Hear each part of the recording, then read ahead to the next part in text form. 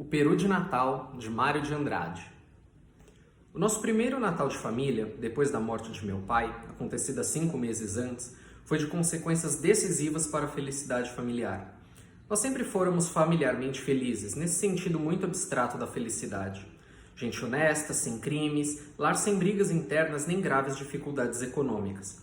Mas, devido principalmente à natureza cinzenta de meu pai, ser desprovido de qualquer lirismo, de uma exemplaridade incapaz, acolchoado no medíocre, sempre nos faltar aquele aproveitamento da vida, aquele gosto pelas felicidades materiais, um vinho bom, uma estação de águas, aquisição de geladeira, coisas assim. Meu pai fora de um bom errado, quase dramático, o puro sangue dos desmancha-prazeres. Morreu meu pai, sentimos muito, etc. Quando chegamos nas proximidades do Natal, eu já estava que não podia mais para afastar aquela memória obstruente do morto, que parecia ter sistematizado para sempre a obrigação de uma lembrança dolorosa em cada gesto mínimo da família. Uma vez que eu sugeri à mamãe a ideia dela ir ver uma fita no cinema, o que resultou foram lágrimas. Onde se viu ir ao cinema de luto pesado? A dor já estava sendo cultivada pelas aparências e eu, que sempre gostara apenas regularmente de meu pai, mais por instinto de filho que por espontaneidade de amor, me vi a ponto de aborrecer o bom do morto. Foi de certo por isso que me nasceu, esta sim, espontaneamente, a ideia de fazer uma das minhas chamadas loucuras. Essa fora, aliás, e desde muito cedo, a minha esplêndida conquista contra o ambiente familiar. Desde cedinho, desde os tempos de ginásio em que arranjava regularmente uma reprovação todos os anos, desde o beijo às escondidas numa prima aos 10 anos, descoberta por tia velha, uma detestável de tia, e principalmente desde as lições que dei ou recebi, não sei, de uma criada de parentes. Eu consegui no reformatório do lar e na vasta parentagem a fama conciliatória de louco. É doido, coitado, falavam. Meus pais falavam com certa tristeza condescendente, o resto da parentagem buscando exemplo para os filhos e provavelmente com aquele prazer dos que convencem de alguma superioridade. Não tinham doidos entre os filhos, pois foi o que me salvou, essa fama. Fiz tudo o que a vida me apresentou e o meu ser exigia para se realizar com integridade. E me deixaram fazer tudo, porque eu era doido, coitado. Resultou disso uma existência sem complexos de que não posso me queixar nada. Era costume sempre, na família, a ceia de Natal. Ceia reles, já se imagina. Ceia tipo meu pai.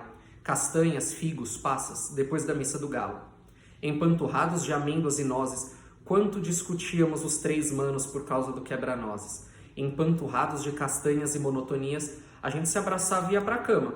Foi lembrando isso que arrebentei com uma das minhas loucuras. Bom, no Natal quero comer peru. Houve um desses espantos que ninguém não imagina. Logo minha tia solteirona e santa, que morava conosco, advertiu que não podíamos convidar ninguém por causa do luto. Mas quem falou de convidar alguém? Essa mania. Quando é que a gente já comeu peru em nossa vida? Peru aqui em casa é prato de festa, vem toda essa parentada do diabo. Meu filho, não fale assim. Pois falo, pronto. E descarreguei minha gelada indiferença pela nossa parentagem infinita. Diz que vinda de bandeirantes, que bem me importa. Era mesmo o momento para desenvolver minha teoria de doido, coitado. Não perdi a ocasião. Me deu de sopetão uma ternura imensa por mamãe e titia, minhas 2 mães, 3 com a minha irmã, as 3 mães que sempre me divinizaram a vida. Era sempre aquilo. Vinha aniversário de alguém e só então fazia um peru naquela casa. Peru era prato de festa. Uma imundícia de parentes já preparados pela tradição invadiam a casa por causa do peru, das empadinhas e dos doces.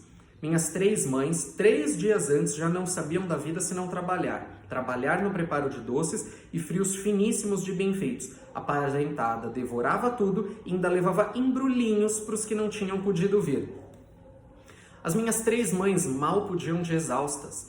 Do peru, só o enterro dos ossos no dia seguinte é que mamãe com titia ainda provavam um naco de perna, vago, escuro, perdido no arroz-alvo.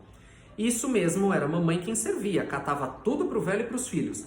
Na verdade, ninguém sabia de fato o que era peru em nossa casa. Peru resto de festa.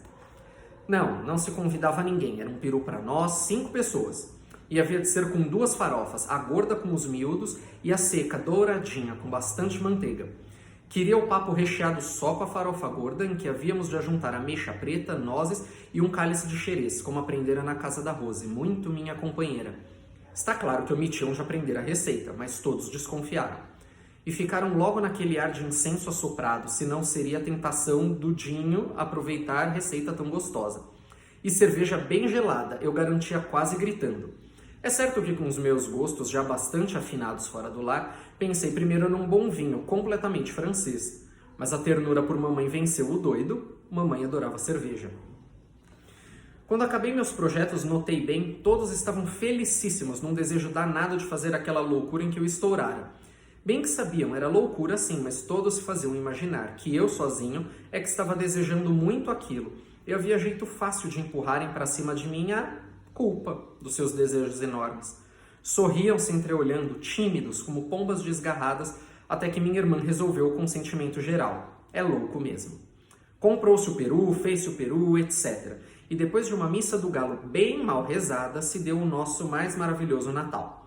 Foi engraçado. Assim que me lembrara de que finalmente ia fazer mamãe comer peru, não fizera outras coisas aqueles dias que pensar nela, sentir ternura por ela, amar minha velhinha adorada. E meus manos também estavam no mesmo ritmo violento de amor, todos dominados pela felicidade nova que o peru vinha imprimindo na família. De modo que, ainda disfarçando as coisas, deixei muito sossegado que mamãe cortasse todo o peru. Um momento, aliás, ela parou, feito fatias um dos lados da ave, não resistindo àquelas leis de economia que sempre a tinham entorpecido numa pobreza sem razão. Não, senhora, corte inteiro, só eu como tudo isso. Era mentira. O amor familiar estava por tal forma incandescente em mim que até era capaz de comer pouco, só para que os outros 4 comessem demais. E o diapasão dos outros era o mesmo. Aquele peru comido a sócia descobria em cada um o que a cotidianidade abafara por completo. Amor, paixão de mãe, paixão de filhos. Deus me perdoe, mas estou pensando em Jesus. Naquela casa de burgueses bem modestos estava se realizando um milagre digno do Natal de um Deus. O peito do peru ficou inteiramente reduzido a fatias amplas. Eu que sirvo. É louco mesmo, pois por que havia de servir se sempre mamãe servira naquela casa? Entre risos, os grandes pratos cheios foram passados para mim e principiei uma distribuição heróica, enquanto mandava meu mano servir a cerveja. Tomei conta logo de um pedaço admirável da casca, cheio de gordura e pus no prato. E depois vastas fatias brancas. A voz severizada de mamãe cortou o espaço angustiado com que todos aspiravam pela sua parte no peru. Se lembre de seus manos, Juca. Quando que ela havia de imaginar, a pobre, que aquele era o prato dela, da mãe, da minha amiga maltratada, que sabia da Rose, que sabia meus crimes, a que eu só lembrava de comunicar o que fazia sofrer. O prato ficou sublime. Mamãe, este é o da senhora. Não, não passe não. Foi quando ela não pôde mais, com tanta comoção, e principiou chorando. Minha tia também, logo percebendo que o novo prato sublime seria o dela, entrou no refrão das lágrimas. E minha irmã, que jamais viu lágrimas sem abrir a torneirinha também, se esparramou no choro. Então principiei dizendo muitos desaforos para não chorar também. Tinha 19 anos, diabo de família besta que via peru e chorava. Coisas assim. Todos se esforçavam por sorrir, mas agora é que a alegria se tornara impossível. É que o pranto evocara, por associação, a imagem indesejável de meu pai morto.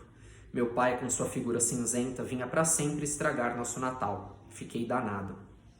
Bom, principiou-se a comer em silêncio, lutuosos, e o peru estava perfeito. A carne mansa de um tecido muito tênue boiava fagueira entre os sabores das farofas e do presunto. De vez em quando ferida inquietadamente e redesejada pela intervenção mais violenta da mecha preta e o estorvo petulante dos pedacinhos de noz. Mas papai sentado ali, gigantesco, incompleto, uma censura, uma chaga, uma incapacidade. E o peru estava tão gostoso, mamãe por fim sabendo que peru era manjar mesmo digno do Jesusinho nascido. Principiou uma luta baixa entre o peru e o vulto de papai.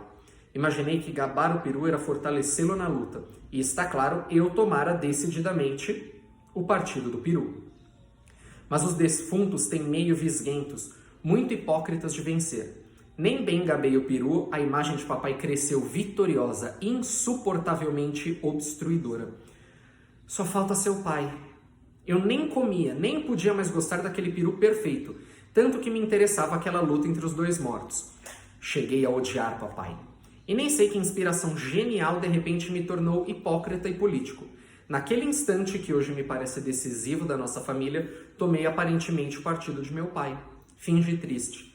É mesmo, mas papai, que queria tão bem a gente, que morreu de tanto trabalhar para nós, papai lá no céu há de estar contente. Hesitei, mas resolvi não mencionar mais o peru, contente de ver nós todos reunidos em família. E todos principiaram muito calmos, falando de papai. A imagem dele foi diminuindo e virou uma estrelinha brilhante no céu. Agora todos comiam um peru com sensualidade, porque papai fora muito bom, sempre se sacrificara por nós. Fora um santo que vocês, meus filhos, nunca poderão pagar o que devem a seu pai. Um santo. Papai virara santo, uma contemplação agradável, uma inestorvável estrelinha do céu. Não prejudicava mais ninguém, puro objeto de contemplação suave. O único morto ali era o peru, dominador, completamente vitorioso. Minha mãe, minha tia, nós, todos alagados de felicidade. E escrever felicidade gustativa, mas não era só isso não. Era uma felicidade maiúscula, um amor de todos, um esquecimento de outros parentescos distraidores do grande amor familiar. E foi, sem que foi aquele primeiro peru comido no recesso da família, o início de um amor novo, reacomodado, mais completo, mais rico e inventivo, mais complacente e cuidadoso de si. Nasceu de então uma felicidade familiar para nós, que não sou exclusivista, alguns a terão assim grande, porém mais intensa que a nossa me é impossível conceber. Mamãe comeu tanto peru que um momento imaginei, aquilo podia lhe fazer mal. Mas logo pensei, que faça, mesmo que ela morra, mas pelo menos que uma vez na vida coma peru de verdade. A tamanha falta de egoísmo que me transportara ao nosso infinito amor. Depois vieram umas uvas leves e uns doces, que lá na minha terra levam o nome de bem casados. Mas nem mesmo este nome perigoso se associou à lembrança de meu pai, que o peru já convertera em dignidade, em coisa certa, em culto puro de contemplação. Levantamos. Eram quase 2 horas, todos alegres, bambeados por 2 garrafas de cerveja. Todos iam deitar, dormir ou mexer na cama. Pouco importa, porque é bom uma insônia feliz. O diabo é que a Rose, católica antes de ser Rose, prometera me esperar com uma champanha. Para poder sair, menti. Falei que ia numa festa de amigo, beijei mamãe e pisquei para ela, modo de contar onde é que ia e fazê-la sofrer seu bocado. As outras 2 mulheres beijei sem piscar. E agora, Rose.